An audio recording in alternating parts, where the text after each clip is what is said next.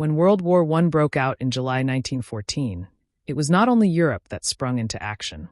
As the European empires went to war, their overseas colonies had to participate. This was the case for India, Africa, and other regions. Other nations found themselves in peril in spite of declaring neutrality, as the region was of strategic importance to both the Entente and the Central Powers. Such was the case for Persia, nowadays Iran, where the interests of the Ottoman, Russian, and British empires met. A British sailor, Jabe Wiley, found himself on board HMS Fox in the Persian Gulf at the start of the war. He expected the war to end quickly after an easy ride. Soon he would know better. These are his recollections. When war threatened in 1914, I was stationed in the East Indies on board HMS Fox. She was an old cruiser and due for the scrap heap. We were to return to England in August 1914, but on July 27th, being on that date in Muscat taking in coal, orders were received that caused us to leave that afternoon for an unknown destination. We began to prepare for war immediately we got our orders for sea. We were taking in coal on one side of the ship, and changing our color from white to gray on the other.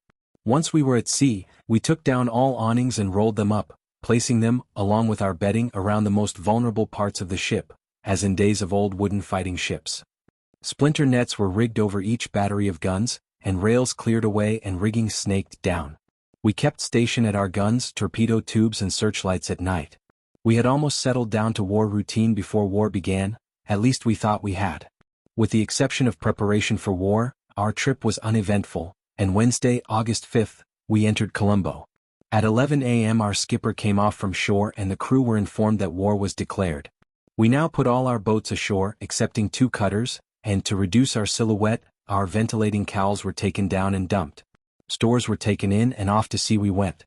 Our job was hunting down German merchantmen, putting a prize crew on board and sending them back to Colombo for internment. At this time I had just turned 21 and felt jubilant at the outbreak of war. It was to last about 6 months and such was our confidence, we thought it was to be more or less a picnic. Besides, we might possibly get a medal. The men either due or approaching their time for pension were not by any means pleased. They had cause for displeasure. War doesn't choose her victims, and some of these chaps went under during the conflict, and instead of a middle age of comparative ease, it meant hardship, suffering, and death. Our first real thrill came on the night of August 11th. War had been declared with Austria, and during the night we had stopped a big Austrian liner for inquiries.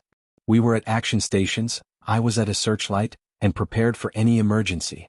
Our position at first was exactly abreast of the Austrian, and about 300 yards distant. Whilst signals were exchanged we had drifted to a position at right angles to the liner and lay across her path. Suddenly we noticed her lights getting nearer and nearer still. At my position on the after-shelter deck I could observe everything. It soon dawned on me that the liner was going to ram us. I wondered why the order was not given to open fire. Our engines began to throb.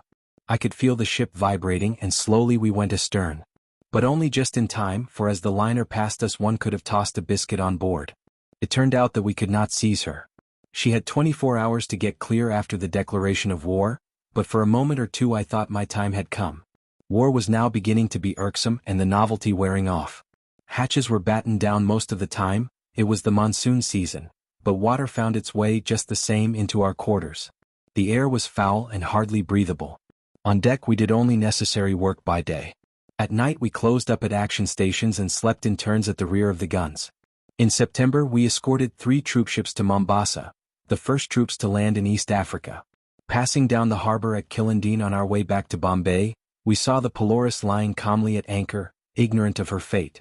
She swung with the tide as we passed and narrowly escaped hitting us.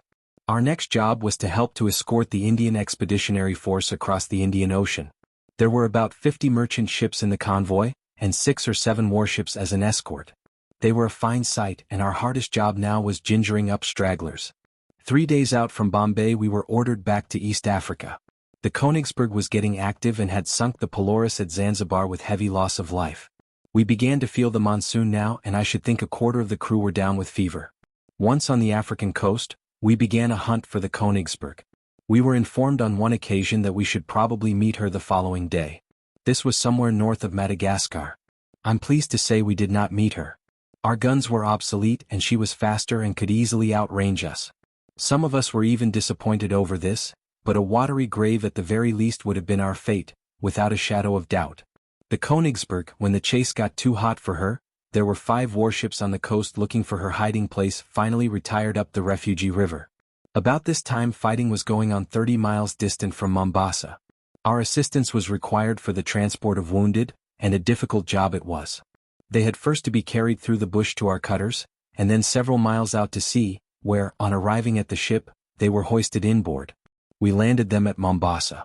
The lack of nourishment began to make itself felt, and a number of us were sent to hospital at Mombasa suffering from beriberi. After 3 years scouring the Red Sea, Persian Gulf and the Indian Ocean, this was a heaven of delight for me. Good food and plenty of it, and the kindnesses of the nurses I will never forget. All good things come to an end, and after a spell at Nairobi I left for England. My next ship was a destroyer HMS Melpomene, and based at Harwich. Our job was patrolling, submarine chasing, escorting ships to and from Holland, acting as a screen in cooperation with the ships further north. 1915 for us was dull and monotonous. The only time we fired a gun was to sink a mine. On Easter Monday, 1916, we and 3 more destroyers from Harwich were protecting a monitor on the Belgian coast, off Zeebrugge. A large number of trawler minesweepers and small motor submarine chasers were in the vicinity as well. It was my afternoon watch on the paravanes, an anti-submarine device, and my mate and I were walking up and down, probably talking of our next leave, when the alarm bells sounded, and the crew ran to action stations. We quickly rendered our paravanes safe and ran to our torpedo tubes, already trained upon the beam. We wondered at first what the spasm was. A tall column of water just astern of us soon enlightened us. We were under fire. This would be about 3 o'clock in the afternoon, and the sea as calm as the table I write on. The sun was bright and the weather warm. In short, it was an ideal spring day. Zeebrugge lay several miles off, but was clearly visible. The first sausage balloon that I saw used in the war hovered above the town and ranged us. 3 black streaks, which we knew to be German destroyers, steamed a steady course up and down outside the town. They were the decoys. We were to provide the sport, although at the time this did not occur to us. Owing to the restricted area, due to the minefields thereabouts, the only tactics we could adopt were to put our helm hard over and steam in a circle. There were the 4 of us. The monitor was lying off, practically motionless, firing very slowly, going around hell for leather, about a ship's length separating us, and firing away steady at the 3 Germans. The chaps at the guns were busy and not having too bad a time. Anyway, they had no time to philosophize on the matter. I was sitting astride a torpedo tube, awaiting any orders that might come through. In the meantime I watched the fight. The other chaps near me did not seem the least excited, but a gentle elated sort of feeling pervaded us. The shells were falling around us pretty thickly, and throwing up great dark columns of water. We had the fire of the Zeebrugge forts and the 3 destroyers concentrated on us. It occurred to me that their marksmanship was rather bad, or else a destroyer was a very difficult thing to hit. Our 3 4-inch guns were going at it steadily. I cannot say if we registered any hits. There were no visible effects, anyway. After about half an hour of this sort of thing, as in our turn, we came broadside on to the Germans, the ship having a list of about 25 degrees through the helm being nearly hard over. Something was evidently wrong below. We heard nothing on deck, although we were immediately above the engine room. The first sign was that of a stoker coming up from the engine room hatchway in very quick time. He shouted to us that we had been torpedoed. I jumped down from the tube I was sitting on, and looked through the engine room fanlight. The sea was pouring in through a great hole in the side. Here I had better explain that a destroyer is only a very frail shell, split by bulkheads into watertight compartments. The engine room is the largest by far of these compartments. The order was given to out collision mats to attempt to stem the flow of water. We had ceased fire in the meantime. The Germans, for some unknown reason, had done the same.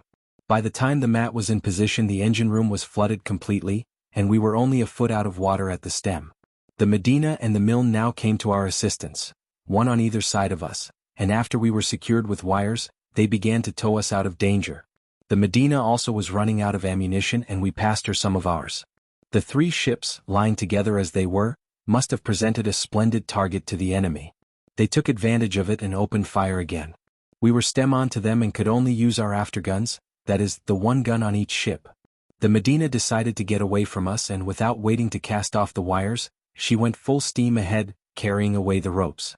The Medina and the Medusa carried on the previous maneuver of steaming around in a circle and drew the fire away from us and the Milne. Tied together as we were, we still fired our afterguns, The remainder of our crew were employed shoring bulkheads and watching the fight. Between 5 and 6 that evening we got away, and met a flotilla of boats coming up from Dover. We reached Dunkirk next morning and were docked right away. A hole about 4 feet long and 18 inches wide had been torn in our port side. The shell had caught us as we listed over in our turning.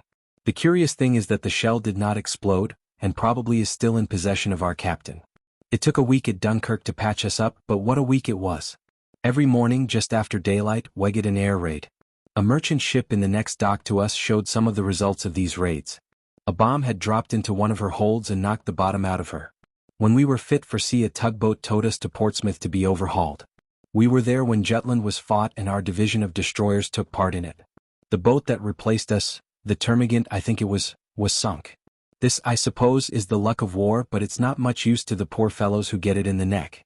Later on, in the year 1916, about August or September, we were ordered to sea suddenly. We had an idea something was in the wind, rumor was always rampant, and spasms more than frequent, so that we were more or less skeptical in our outlook. I had the middle watch below and was trying to get what rest I could, stretched on a wooden locker, in full kit of course. The alarm bell sounded about 1:30 a.m. and I hurried aft to the tubes. They were trained on the beam and I placed myself astride one as usual. We were somewhere off the Dutch coast, and a lightship flashed her warning light at intervals. The night was fine but about as dark as it's possible to be. These, briefly, were the conditions. We were steaming full speed and had hardly got to action stations before fire was opened. We dared not switch on our searchlights. The Germans were in the same predicament. Our only guide for point of aim was an occasional flame from one of their funnels or the blast from their guns. If there are human beings who exist that want to see hell realistically staged in this world, I can recommend an action on a destroyer on such a night as this. The guns' crews were again lucky in being occupied with their tasks. The noise of battle that one hears and reads about was absent.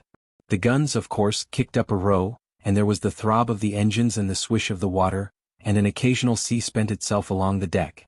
These noises we were more or less used to and regarded as normal, so when I say the silence seemed uncanny, I will not be misunderstood.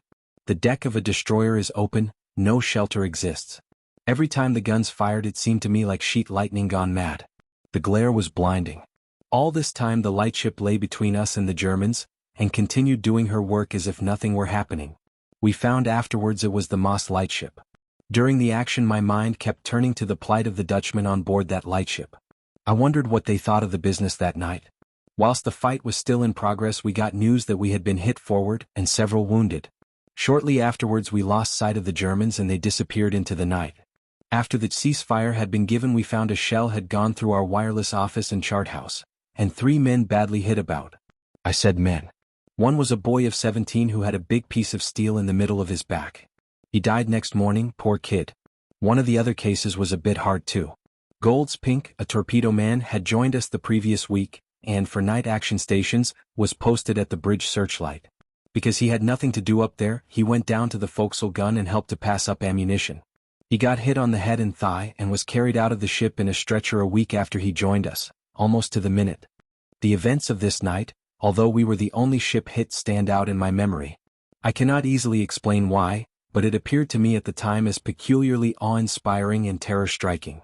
I do not admit fear. We got inured to that sort of feeling, at least I did, and my outlook was decidedly fatalistic.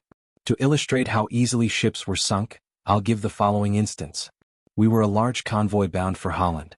It was August 15, 1918, and our payday, that's why I remember the day so accurately. The whole flotilla was out escorting them. The weather was fine and the sea like a mill pond. About 11:30 a.m.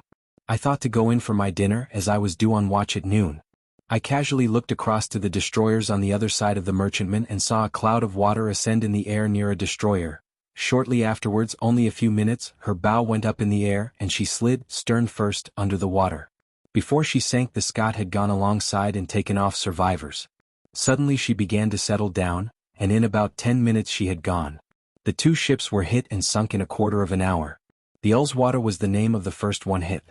The marvel of it was that no one seemed disturbed or upset. We were 2 ships short, that's all. The remainder of us carried on, the merchantman on a steady course, and us with our zigzagging. Although I witnessed in broad daylight the sinking of these ships, at a distance of not more than 2 miles away, I did not know then, nor do I know now, what it was that sunk them, whether mine or torpedo. such as modern war at sea. I hope you enjoyed. Until next time.